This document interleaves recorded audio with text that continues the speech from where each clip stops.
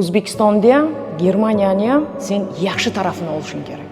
Muloqot tili o'zbekcha bo'lishi kerak. Bu yerda ko'ngilli bo'lib, o'zbek tilidan dars beraman. Shu yakshanba kunlari otalar so'zini qo'yib qo'yadi. Men vatanimni sevaman.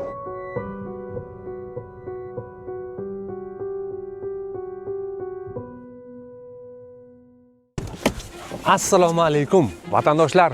Fondi bilan tayyorlanayotgan ko'rsatuvimizning navbatdagi soni. Biz bugun Mainz shahridamiz. Narsalarimizni olamiz va 17 yildan beri Germaniyada yashayotgan vatandoshimizning uylariga mehmonga keldik. Parkovka qildik. Germaniyada esingizdan chiqmasin. Mana bunaqa parkovkalarga yaxshilab e'tibor beringlar. Yozib qo'yibdi. Mahalliy aholi uchun mumkin. Shanba yakshanba kuni xohlagan odam qo'yishi mumkin. Demak, mahalla bu tarafda joylashgan. Bu yoqqa qarab yurishni boshlaymiz. Bu mahalla universitetni o'ng tarafda joylashgan. Bu yerdagi uylarning hammasi privat uylar ekan, ya'ni shaxsiy uylar. Endi Davron akani uylariga qarab yuramiz. Bugungi mehmonimiz Davron aka ikkita bolani Germaniyada katta qilib, ayollari bilan o'zlarining yo'llarini topgan va chet elliklarga ularning, ya'ni nemislarning ona tilisi bo'lmish nemis tilidan dars beradigan vatandoshimizning uylariga keldik. Mana bu Davron akaning mashinalari. Bittada bilib olamiz-da o'zbeklarning mashinasini. Qayerdan bilsa bo'ladi o'zbeklar mashinasini? Bu albatta o'zbeklarimizda bitta odat bor. Uz nomerlar olishadi. Bu raqamlarni bemalol tanlab olsa bo'ladi. Bu bepul raqamlar. Mana shu Davron akaning mashinalari. Uylari esa bu tarafda. Qani ketdik. Xo'p, keldik. Ko'p qavatli uylar. Bu yerda bolalar o'ynashadi menimcha. Bu har bitta Germaniyada shunaqa standart bor. Har bitta katta Mehr Familienhaus deyshadi. Ya'ni ko'p qavatli uylar yoki ko'plab oilalar yashaydigan uylar. Bular ham shunaqa uylardan birida yashashar ekan. Bu tarafda demak bolalar o'ynaydigan maydoncha. Endi Davron akani familiyalarini topamiz bu yerdan. Xo'p. Xo'p. Namozov Davron, demak Xur Ahmedov va Jasur apa. Demak, bularning uylari mana shu yerda. Endi bu yerdan nomlarini topib, signalni bosamiz. Davron aka ketdik mana. Hozir eshikni ochamiz. Ichari kiramiz. Ana ochdilar. Oho, podyezdlar ham chiroyli ekan. Davron aka nechinchi etaj? 3-etaj.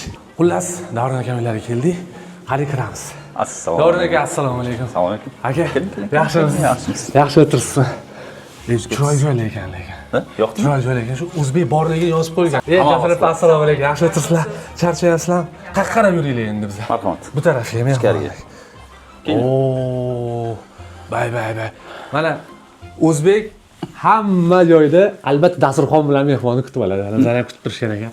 Endi kameraga yolg'on gapirmaymiz, kutib o'tirganmiz. Davron aka, nemis tili o'zi hayotingizga qachon kirib kelgan? Bunga kim sababchi bo'lgan? Nemis tiliga kirib kelishimga olam sababchi bo'lganlar. Men shu maktabda o'qib yurgan paytlarim onam rahmatli shu bir gazetada o'qib bo'lgan ekanlar. Samarqand davlat chet tillar instituti shu SAMga qo'shdi. Samarqand davlat universitetidan alohida institut bo'lib ajralib chiqyapti. Shunga balkim kirarsan deb maslahat berganlar. Shundan keyin qiziqish boshlangan, repetitorga bo'lganman. Keyin boshlanib ketdi. Boshlanishi shu bo'lgan. Hozir siz Germaniyadagi Mainzdagi katta shaharda muhojirlarga va nemis tilini o'rganish istagida Germaniyaga kelganlarga nemis tilidan dars berasiz. Bu qanaqa hissiyot? Siz ularga kelajagini bog'lamoqchi bo'lgan davlatini, tilini o'rgatasiz. Integratsion kursda bu integratsion kurs degani bu faqat til kursi emas. Shu masalan muammolar, kundalik hayotda uchrab turadigan muammolarga qanday yondashuv kerak, shularni ham o'rgatamiz. Bu endi o'ziga yarasha mas'uliyatni ham yuklaydi. Buni qanday yetkazib bera olaman, ular qanday qabul qiladi degan anavi ham bor. Oh, Jaguar. Nima Jaguar olgansiz? Nimaga? Nima o'zi boshqa mashinalar ham bormi-ku? Mana, nemischam? Yo'q, o'zi endi Germaniyaga kelib nimaga Mercedes olmading, BMW olmading deyshadi. Rost vaqtincha haydab turishga olgan edim. Shu bilan qolib ketdi. Bittami oilaviy mashina? Ha, bitta. Menda bekrus menda prava yo'q. Haydovchilik guvohnomasi yo'q. Yo'q, mashina haydamayman. Men juda ham tabiatni sevaman. Menda hattoki anavi ham yo'q, davay. Faqat bilet ham yo'q. Piyoda yuraman faqat. Sog'lom turmush tarzi. Uyga kirish Nemislar, ha, ishga tishqon borib kelaman. bo'ladi, lekin ikkalasi ham Bor. bo'ladi ikkalasi. Ha. Reja bo'yicha 22-18 bo'lishi kerak edi. Chunki 22-da men o'g'lim tug'ilgan.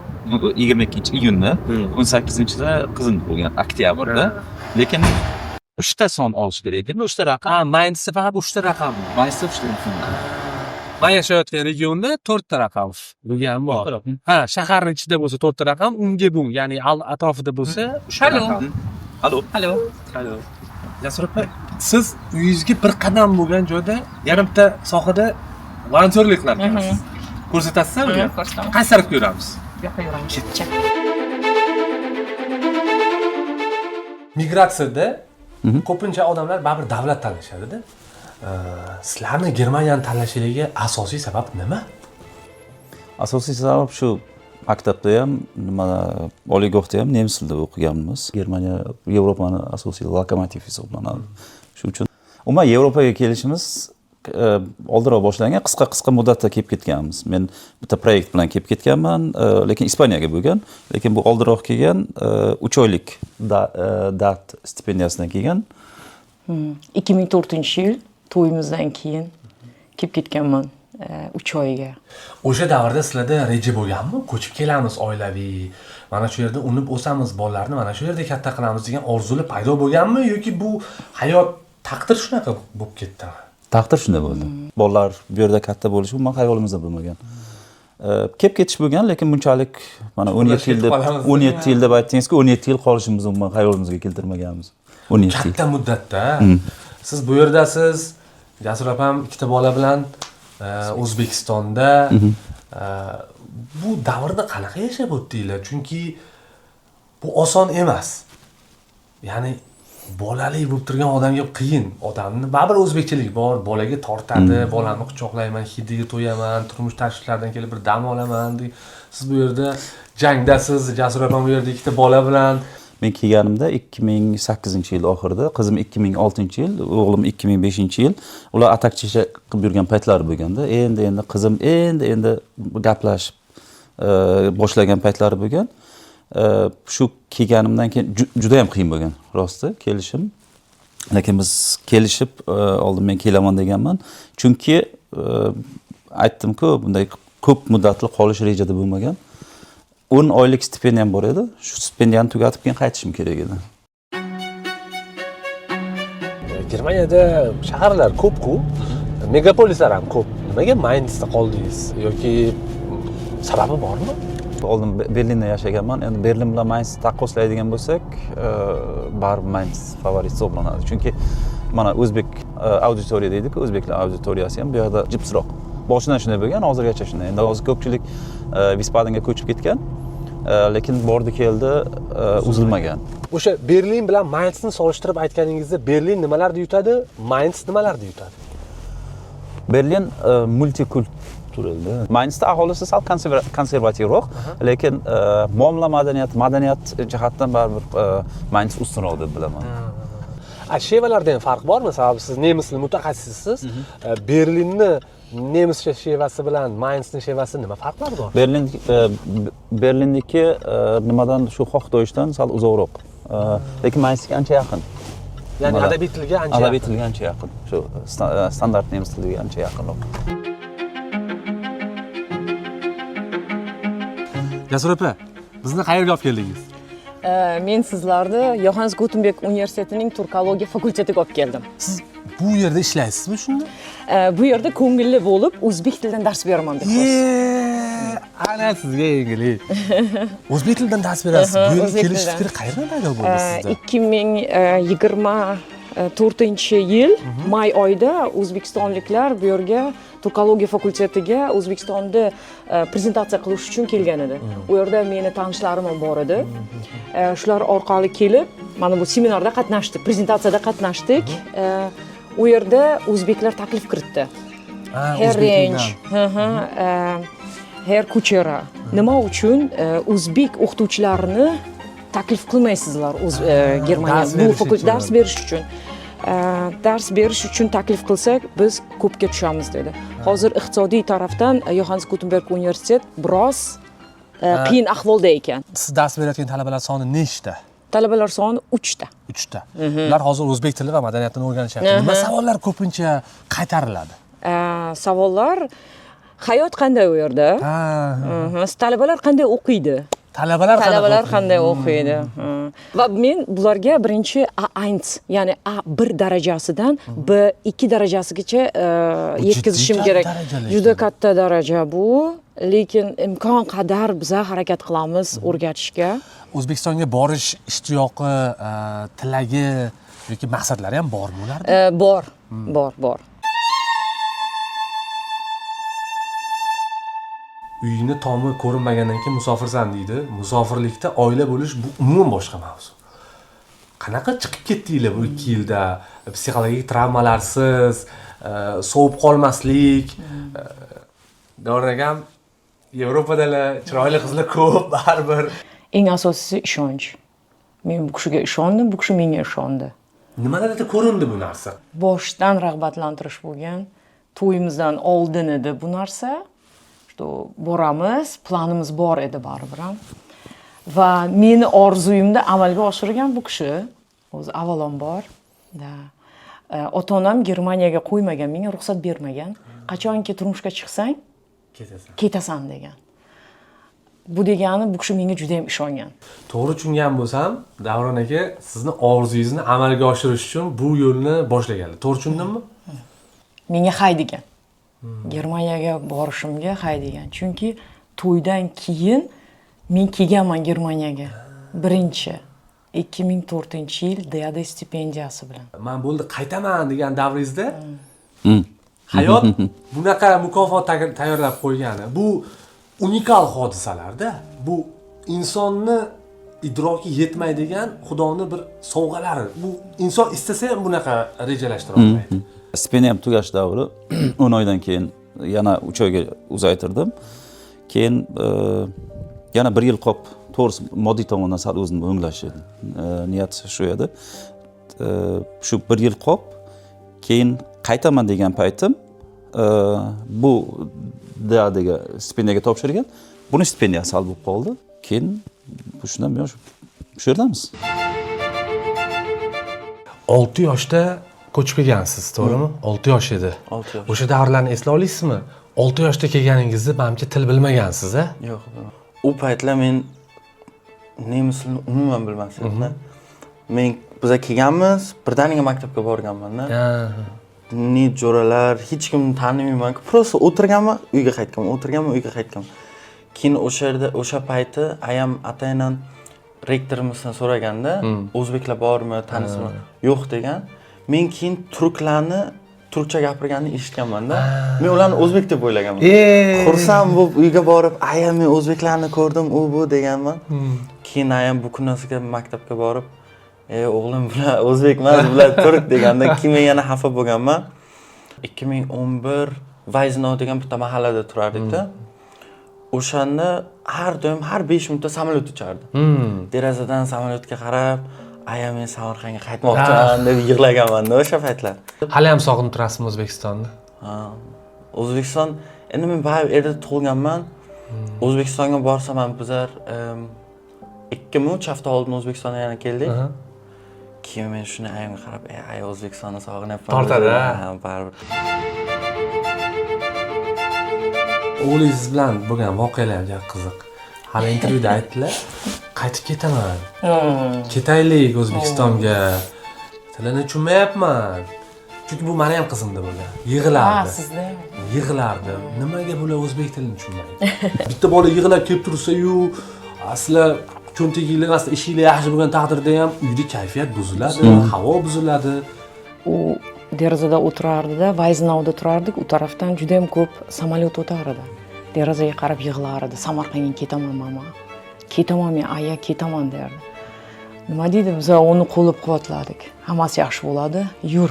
Endi biz keldik. Shu yerdamiz. Endi shundan chiqishimiz kerak. Bu uchun o'rtoq topasan. Keyin xuddi to'tiqushday u bechora qaytarardi. Javlon. O'ynasam maylimi, ko'chaga chiqamiz, qani gaplash. O'zing boshlagin deb, qaytargin deb, u qaytarardi har bitta gapni. Keyin shu sport, maktab, ko'rsatib, o'rgatib, har kuni baribir asosiy motivator o'zi bo'lgan deyman. Chunki o'zida xohish bo'lgan, mana shu narsani yengib o'taman. Chunki unda maktabida masalan har haftani boshida o'qituvchi so'rardi. Hamma o'quvchilardan haftani oxirida nima bilan mashg'ul bo'ldilar deb. Shuni tekst qilib yozib olardi bizdan. Tilni bilmasdi, shu ana o'qib, yozib olib, shuni borib aytgan. Siz moddiy manfaat bo'lmasdan turib soatlaringizni, vaqtingizni talabalarga hozir ishlatyapsiz. Investitsiya qilyapsiz. Buni tag zamirida nima yotibdi? vatan, vatanga nima deydi? Vatanga bo'lgan sog'inch, vatanni sevish. Men vatanimni sevaman. Nima deydi? 14 yildan beri Germaniyada yashashimga qaramasdan baribir vatanimni yaxshi ko'raman. Hech bo'lmasa, u yerda qila olmadim, hech bo'lmasa shu yerda ozmuncha bo'lsa ham vatanga o'zimni hissamni qo'shish, to'g'risi. Har bir musofirning maqsadi bo'ladi. Ya'ni qorni to'ygandan keyin, usti but bo'lgandan keyin albatta endi jamiyat uchun, vatan uchun nimadir qilaman degan fikrlar o'tishni boshlaydi-da. Demak, bu yerda dars berishingiz sizni moddiy bog'lamaganida o'sha hissiy bog'lanishlar bor. Ya'ni vatanimga, jamiyatimga qiladigan foydam kasb nuqtai nazardan mana shunday deb. Shu moddiy taraf meni qiziqtirmaydi. Menga kerak emas moddiy tarafi. Hech bo'lmasa shu o'zbek tilini 2 tami, 3 tami, 4 ta talaba o'rgansin. O'rgansin, ko'rsin, O'zbekistonga borsin va o'zbek tilini o'rganuvchilar ko'paysin degan maqsadda men shu narsani nima deydi? Istab shu inisiativa bilan chiqdim.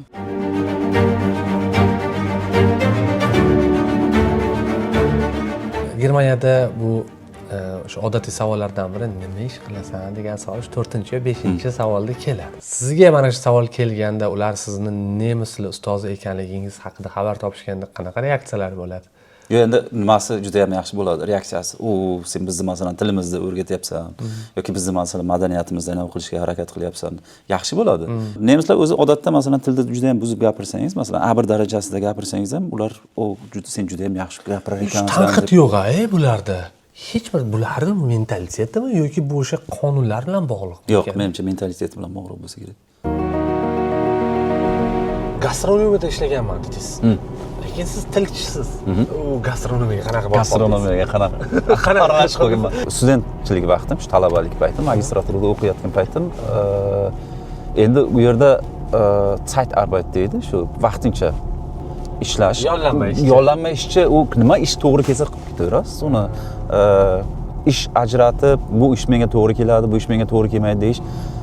Unga vaqtingiz ham bo'lmaydi. Keyin unday desangiz ishsiz qolib ketasiz. Work and travel yoki boshqa dasturlardan kelayotgan yigitlar borku, shularga ham maslahatim ish tanlab o'tirmanglar uni. Ayniqsa kelgandan keyin, bu ish menga yoqmadi, boshqa ish nima qilaman deyish eng noto'g'ri qaror bo'ladi. Unga vaqtlari ham bo'lmaydi, keyin u boshqa imkoniyati ham bo'lmaydi. Ko'pchilik O'zbekistondan turib yoki boshqa davlatda yashayotgan vatandoshlarimiz uchun Germaniya baribir boy davlat, muammolari yo'qdek ko'rinadi-da. Lekin biz qaysi davlatga ko'chib ketsak ham o'sha o'zimiz bilan o'zimizni olib boramiz. Sizni O'zbekistonga nimalar tortadi? Nimalar yetishmaydi? Men O'zbekistonga borsam har kuni kimdir meni mehmon qiladi. Chet eldan kelgan u bu deb keyin odamlar menda ochiqligi ham sog'inaman-da baribir. Chunki O'zbekistonda bemalol hamma bilan kelishib, gaplashib ketadi. Germaniyada hamma menda o'zi bilan o'zida ko'proq. O'sha keyin o'zimning oilalarimni, dadam taraf Boysundan, ayam taraf Samarqanddan. Siz Samarqandda tug'ilgansiz? Men Samarqandda tug'ilganman, singlim bilan. Kuzda borganmiz, to'yga bordik-da. Xolamning o'g'li uylandi. Baribir meni kelin olib kelish boshqacha-da menda. O'sha Germaniyada yo'q-da, turklar ham qilib turadi, lekin O'zbekistonda emas-da. O'shani keyin Germaniyada o'tirib, qanday bo'lardi, mana hozir to'y bo'lsa derdim. Kechami o'tgan kun ayamni jiyani erga tegdi. Bizlarga video tashladi-da gruppamizga. Men bilan singlim, bora olmadik, u bu demasa. Bu yerda Germaniyada to'ylar bo'lsa mana 100 kishi, 150 kishilik bo'ladi. Kichkina. O'zbekistonda 500, 600, 800 boshqa. Lekin bu hozir qisqartirilmoqda.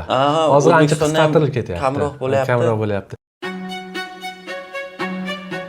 eng qiyin narsa nima o'qituvchilikda?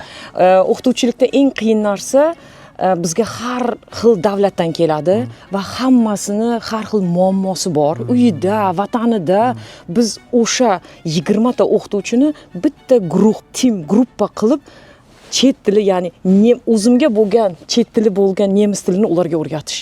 Hammasini o'zingizga qarata olish bu juda qiyin. Ya'ni ularning mental muammolarini olib tashlab, ularni nemis tiliga birlashtirish eng qiyin jarayon. Masalan, bizda shunday holatlar bo'lganki, maktabga kelgan o'quvchi masalan kim bir yaqin insondan ayrilgan, yo'qotib qo'ygan nimalarni eshitgan. U narsa masalan juda yomon ta'sir qiladi. Konsentratsiya. Keyin yosh faktori ham bor. Yosh faktori. Men masalan kursimda 16 yoshlik ham bor. 70 yoshlik ham bor edi.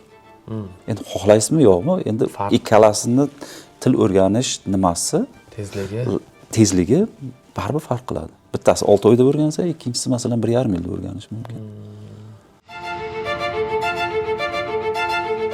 Sizlarga o'xshagan oilalar bor, germanistikani tugatib kelgan O'zbekistondan va ular boshqacharoq yo'l tutishgan. Ya'ni ular tilni yaxshilash uchun oilani ichida nemis tilida gapirishgan. Nimaga bu osonroq yo'lni tanlamadinglar? Chunki sizlar nemis tilini biladigan odam sifatida bola bilan nemis tilida gaplashganingizda yo'l bunchalar og'ir bo'lmasdi, qisqaroq, osonroq bo'lardi. Biz ham xuddi shu xatoni qilganmiz. O'g'limiz bilan boshida shu xatoni qilganmiz. Ko'proq u bilan nemischa muloqot qilganmiz. Shu bizning xatomiz bo'lgan. Men hozir keladiganlarga shuni maslahat bergan bo'lardim. Uyda ko'proq o'zbekcha. Muloqot tili o'zbekcha bo'lishi kerak. Chunki ko'p bu yerda oilalar shu mutaxassisga borgan payt ham shu maslahatni bergan ekan. O'zlaring tillaringda muloqot qilsalaring, chunki nemischa atrof muhit hammasi nemischa bo'lgandan keyin baribir o'rganadi. Shu narsani xatoni takrorlamasa yaxshi bo'lardi. Hozir yangi kelayotganlar. Faqatgina o'qituvchisi aytardiki, otlarni, ot so'z turkumini artikl bilan qo'llashni o'rgansin derdi. To'g'ri artiklda o'rgatinglar derdi. Biz uni o'yin, masalan, ovqatlanganda yoki o'tirganimizda o'yin tariqasida o'tar edik. Masalan, divanni artikli bilan aytgan yoki eshikni artikli bilan aytgan deb bizga o'qituvchi shuni tavsiya etgan edi. Chunki chet ellik bolalar ko'proq artiklda xato qilar ekan. Buni xato deb tan olish ham mardlik aslida. Bu xatoni qachon tushundingiz? Qachon tushunib yetdingizki, bu yo'l sal xato ketdi? O'zbek tilida so'zlashishda qiynalib boshlagandan. Bu necha yoshlarda taxminan? Bu 6 7 oylardan keyin bilindi. Qaradik, o'sha o'zbek tilida so'zlarni masalan nemischadan ekvivalentini topishga qiynalyapti. Keyin grammatik xatolar sezildi. O'shanda boshlandi. Shunda shu paytdan sezib boshladik, shu xato qilganmiz. Tez sayohat qilib turasizmi? Charchab faqat dam olmoqchi bo'ladigan bo'lsam Turkiya. Turkiya shu Pasxa nima payti shu Turkiyaga boramiz. Oilam bilan 3 yildan buyon shu bir anana nimasiga kirib qolgan. Turkiya. Agar ko'p piyoda yurib tabiatdan bahra olmoqchi bo'lsak, Shveysariya. Shveysariya alohida boshqa planeta desa ham bo'ladi. Yevropaning ichidagi alohida Yevropa. Nimani Germaniyaning ichidan Bavariya juda. Nimaga shu Bavariya menga Shveysariyadan ajralib qolgan bo'lakka o'xshab ko'rinadi? Yoki Avstriyadan. Odamlari ham shunaqa o'xshash, qanaqadir. O'sha Shveysariya bilan Avstriyaning odamlariga o'xshab ketadi Bavariyani. Juda samimiy, umuman boshqacha. Keyin kibor degan so'z bor-ku. Ya'ni qanaqadir intelligent, o'zini tutishlari ham boshqacharoq.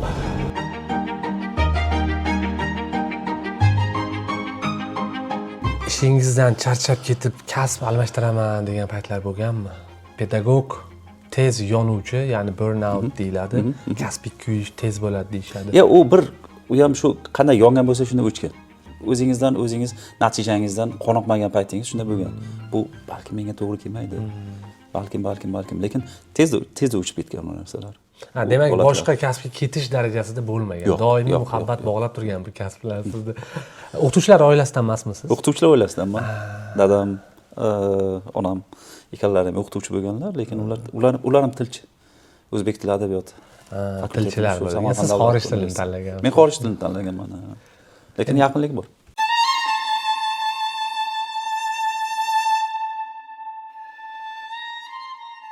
kattasi 20 yosh, kichkinasi 19. 19 yosh. Shaxslar yetilib chiqdi, ikkinchi generatsiya. Bu katta gap. Lekin hozir men suhbatlashdim Javlon bilan. O'zbeklik bor unda. Uni saqlab qolingan. To'g'ri, o'sha tildagi bir ozgina g'alizliklar seziladi, lekin umumiy kartinada bor. Qaysi katta prinsiplarni ushlashga harakat qildingiz? Tish tirnog'ingiz bilan. Katta prinsip biz yoshligida ko'proq shu o'zbekcha videolarda, filmlarda ko'rsatishga harakat qildik. Endi bizda bir odat bo'lib qolgan edi, shu yakshanba kunlari birga nonushta qilayotgan paytimiz otalar so'zini qo'yib qo'yadi. Orqa fonda bo'lsa ham o'zimiz terib mana qilardik. O'sha otalar so'zi. Shundan masalan 1% oladigan bo'lsa ham qandaydir bir hech bo'lmasa bir muomala madaniyatini o'rganishi mumkin. Keyin kitoblar o'qitishga harakat qildik. Shu erta kitoblar. Lekin qiyin bo'ldi. Unda qiynaldi. Keyin boshida u narsani yo'lga qo'ya olmadik. Keyinchalik shu 5 yillardan keyin har yili O'zbekistonga borishni yo'lga qo'ydik. Bizni asosiy maqsadimiz to'g'ri, ana to'ylar bo'ladi, unga ham bajonidil boramiz, lekin asosiy maqsadimiz shu mentalitetdan uzoqlashib ketmasin edi. Bolalar qarindosh urug'ni ko'radi, O'zbekistonni ko'radi. Boshida birinchi borgan paytimizda sezilmadi, shu 2011 kelgan bo'lsa, 2015 bordik. 2015 bordik. Shundan keyin farq sezildi. Ichingizdan nima o'tdi? Qo'rquv bo'lmadimi? Qo'rquv bo'ldi. Bir xil paytlar kelganimda o'tirishida, ayrim paytlar Manera, o'zini tutishi, o'sha paytlar sezila boshladi. Faqat nima qildik? Faqat gaplashar edik. Bizda bunday, bizda unday, keyin o'sha bu kishi aytganday filmlar ko'rsatar edik va O'zbekistonga borardik. Har yili O'zbekistonga eng zo'r yo'li va suhbatlashish va Manshurdagi, Germaniyadagi o'zbeklar bilan ko'proq uchrashish. Ko'pchilik bolalarni olib kelmaydi.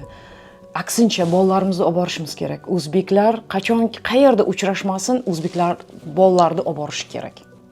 Albatta, o'rganadi. Baribir yoshi kattalar o'zini tutishi boshqacha. Hozirgi yoshlarga qaragan nisbatan. O'sha narsani ko'radi, o'rganadi. Juda ham ko'p narsa o'rganadi. Masalan, meni qizim shu qizlarning kiyinishini, o'zini tutishini ko'rib o'rgandi, ancha narsa o'rgandi. Va albatta, nima deydi, uydagilar bilan gaplashish, video, ular bilan albatta gaplashish kerak. Uydagilar bilan gaplashish va ko'rishish va mehmonga chaqirish o'zbeklarni, Germaniyaga chaqirish, shularni ham ko'paytirish kerak.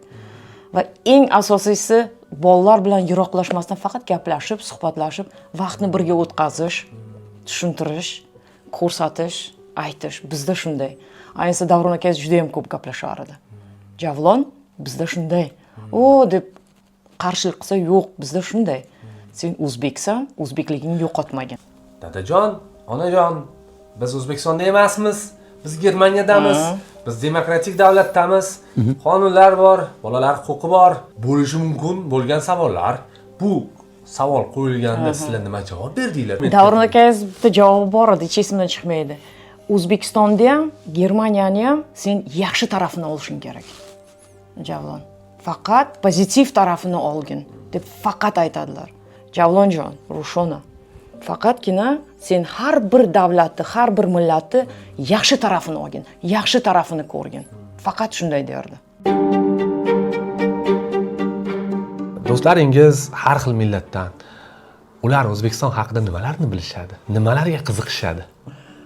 Ochiqni aytsam, ular men bilan tanishishdan oldin O'zbekistonni bilmagan. Men hammaga aytsam, men O'zbekistondaman desa, hazillashma. Qayer u deydi-da? O'zbekiston qayerda degan. Oldin shunday deyishgan. Oldin. Endi hozir biladi. Keyin jo'ralarimga O'zbekistonga borsam, videolar tashlab turaman, Registondan, Boysundan. Biron kun bizani ham olib bor, u bu deydi-da. Keyin menda biron joyga ovqatlanishga chiqsak, har doim dasturxon to'la bo'ladi. Restoranmi, uymi? Germaniyada o'zingizga biron nima zakaz qilasiz, o'zingizga, O'zbekistonda salat o'rtada turadi, bunday bo'ladi. Keyin jo'ralarim aytadi, biron kun O'zbekistonga boramiz, bizani ham olib bor deydi.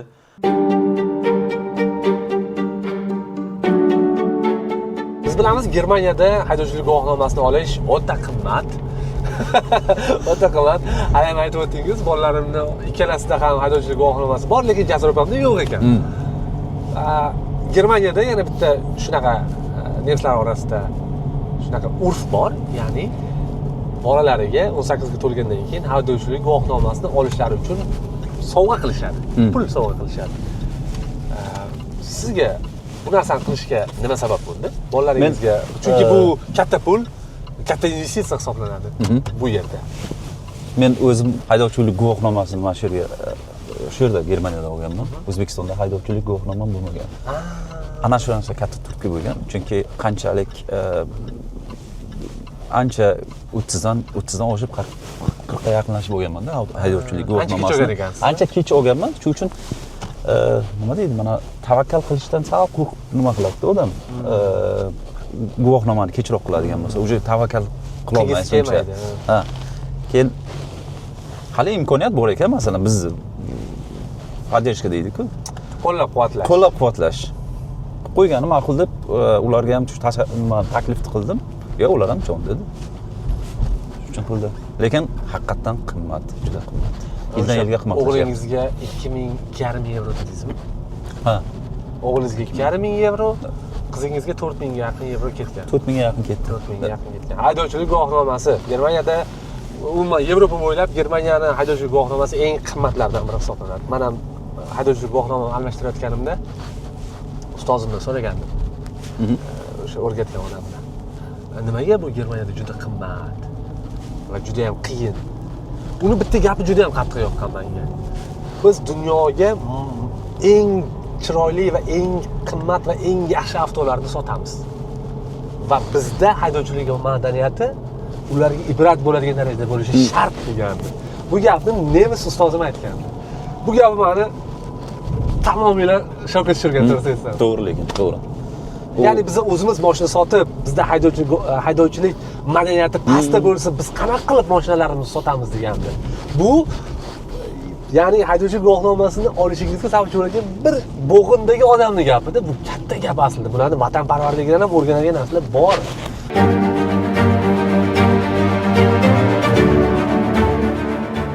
Men sharqshunos sifatida bitta ma'lumotni ayta olaman. O'zbeklar butun dunyoda istalgan tilda talaffuz muammolarisiz o'sha mahalliy aholidek gaplasha oladigan kamsonli millatlarga kiradi. Ya'ni bizning nutqimizdagi juda ham ko'plab tovush va undosh harflarning borligi bunga zamin yaratadi. Siz ham pedagog, tilchi sifatida shu narsani tasdiqlay olasizmi? Tasdiqlayman. Chunki masalan bitta nemis tili doirasida oladigan bo'lsak, nemis tilida bor tovushlar, bizda o'zbek tilida ham bor. Biz o'zbek masalan ayrim tovushlar bor, uni masalan rusiy zabonlar juda ham qiynaladi. Masalan g. G'ni ayta olmaydi ular. Umuman muammosiz talaffuz qilamizda, masalan g tovushi bor so'zlarni. Lekin ruslar uni r deb tasavvur. To'liq r qiladi. R. Aylanmamda r nima qiladi, talaffuz qiladi. Bundan kechib bo'lmaydi. Yo'q. Davolash ham qiyin. Davolash ham qiyin. Chunki u masalan yoshligidan shakllanib kelgan, u g'ni eshitmagan, g'ni talaffuz qilishga qandaydir nimadan xalaqit beradi. Bizning millatda shu aksentsiz gapirish bor-da. Juda ham ko'pchilik yaxshi gapiradi. Boshqa chet el tilini o'zlashtirgandan keyin, o'sha C1, C2 darajaga yetgandan keyin aksent ajratish qiyin darajaga yetib borishadi. Men buni shaxsan o'zim ko'rganman. Bu xoh fransuz bo'lsin, xoh nemis tili, xoh rus tili, xoh yapon tili. Bizning millatda baribir tilga zulm-nisonayn deyiladi. Ya'ni bir davrning o'zida ikkita tilda gaplashgan xalq bo'lganimiz uchunmikan bu? Balkim shu bo'lishi ham mumkin. Shu faktor ham bor. Chunki har xil tillar oilasiga mansub tilni o'rganishda ham bizda muammo bo'lmaydi. Talaffuz borasida.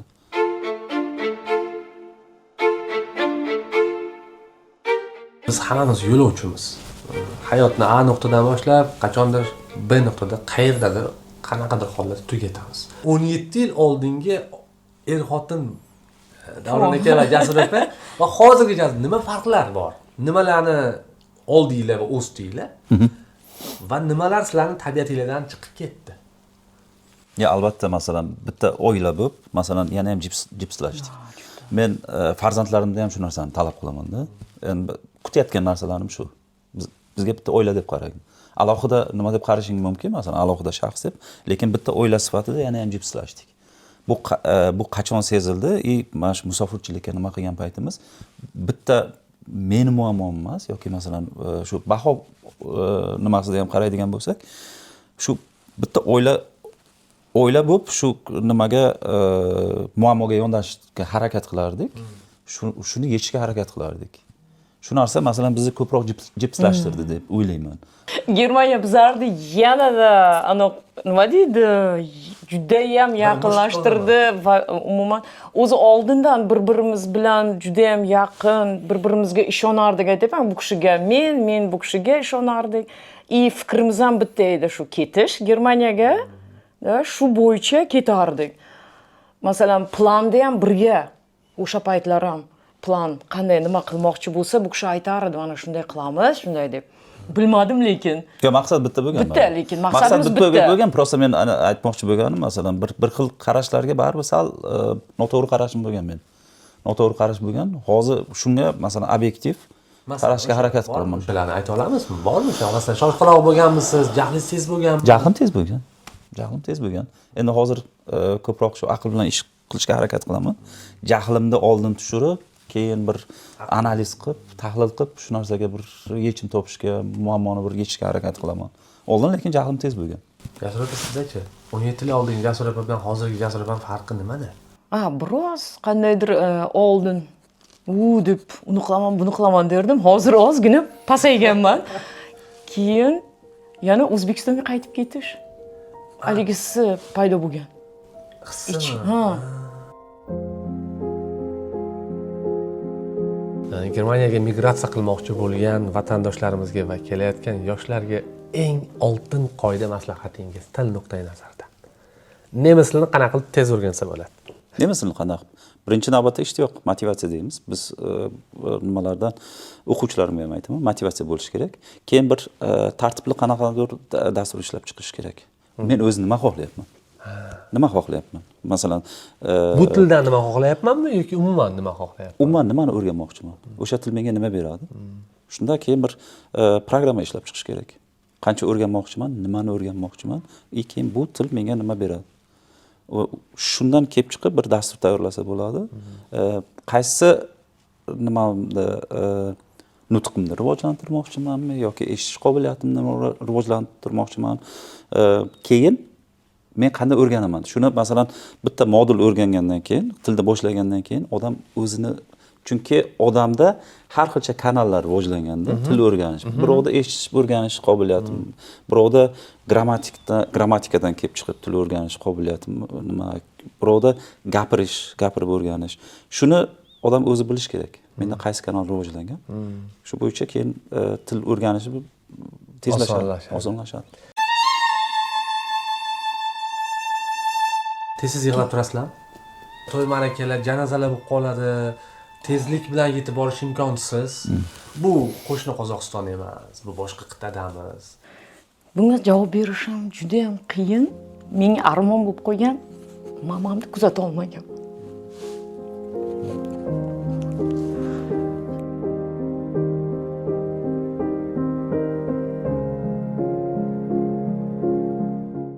Tushgacha ishlardim. 21-yil 6-iyun edi. Opam telefon qoldi. Tishqum qamar yetkazdi. Dadam berib qo'yganman. 2021-yil korona endi tugatgan paytlar edi. Eng yomoni bu juda ham to'satdan bo'lgan narsa. Men shu narsani bilmaganman. Men o'ylaganman, ota-onam o'lmaydi. Tushunyapsizmi? Ota-onam yashaydi, har kun men gaplasha olaman. Har yili borganimda meni kuzatganda, "Yashjon, sen ketyapsan. Balkim yo'q, mama, men kelaman, qaytib kelaman, sizni ko'raman." Tushunasizmi? Shu narsani hozir bolalarimga men o'rgatishim kerak. Qachondir baribir odam o'ladi. Shunga tayyor bo'lish kerak. Men tayyor bo'lmaganman. Menda mana shu xayrlasha olmaganim armon bo'lib qoldi mamam bilan va dadamni ko'rdim. Xayrlashdim-u, kelganimdan keyin vafot etdi. Yana bitta narsa, men mamamga 10 oyda qaytib kelaman deganman-da, lekin qaytib bormaganman. O'sha dekabr oyida deganda bora olmaganim menga armon bo'lib qoldi.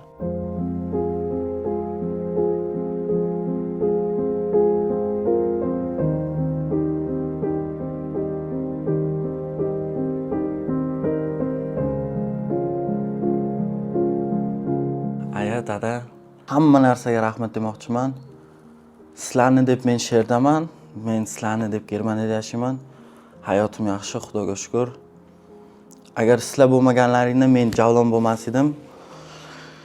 Keyin o'ylab ko'rsam, men ham yomon narsalar qilganman, baribir meni orqamda turgansizlar. Gap eshitganman, yomon ishlar qilganman.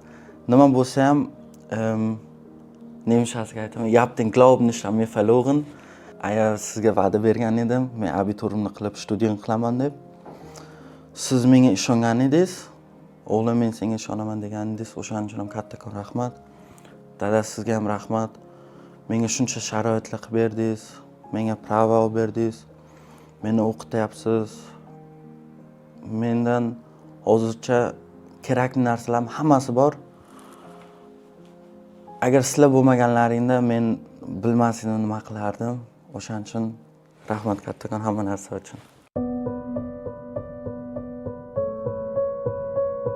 Germaniyaga kelmoqchi bo'lgan ukalarimiz, singillarimiz yoki opalarimiz yoki akalarimiz eng avvalambor tilni o'rganish kerak. Oz muncha bo'lsa ham shunaqa fan bor, interkulturelles lernen degan. Germaniyani oz muncha bo'lsa ham madaniyatni o'rganib chiqish kerak. Nima mumkin, nima mumkin emas, qonun qoidalarni oz muncha bo'lsa ham o'rganish kerak. Va asosiysi til. Til bu kalit. Ham o'qituvchi sifatida ham aytaman, ona sifatida ham aytaman. Tilni bilmasdan nima deydi, biron davlatga borish bu eng og'ir, eng qiyinli nuqta hisoblanadi. Til bilan barcha eshiklarni ochish mumkin. Shuning uchun O'zbekistonda turib, hech bo'lmaganda B1 darajasi bilan kelsalaringiz, ko'p narsaga erisha olasizlar degan umiddaman. Hozirgi keladigan ukalarimizga men aytmoqchi bo'lganim, u sizlar bitta millatni sha'nini yelkalaringizga ko'tarib kelyapsizlar. Shu unutmang. Masalan, 10 kishi bitta yaxshi bo'ladigan bo'lsa, bitta orasida bitta yomon gap eshitilsa, butun bu xohlaymizmi yo'qmi, baribir o'zbek deb eslanadi. Shu narsani buzib qo'ymang deyman. Shu qurilayotgan bir imorat deb oladigan bo'lsak, masalan, shuni noto'g'ri taassurot yoki xulosalar qilinishiga sababchi bo'lib qolmang deyman. Ko'rsatuv sizga manzur kelgan bo'lsa, Vatandoshlar fondi bilan tayyorlanayotgan Yo'lovchi dasturining YouTube kanallariga obuna bo'lib qo'yish albatta esingizdan chiqmasin. Like va albatta izohlarni ham kutib qolamiz. Ko'rsatuvdan olgan eng yaxshi fikringizni albatta izohlarda qoldiring. Keyin esa davrni biz telefon qilamiz, Yasir opang telefon qilamiz, eng yoqqan izohni olib va o'sha insonga biz sovg'a beramiz.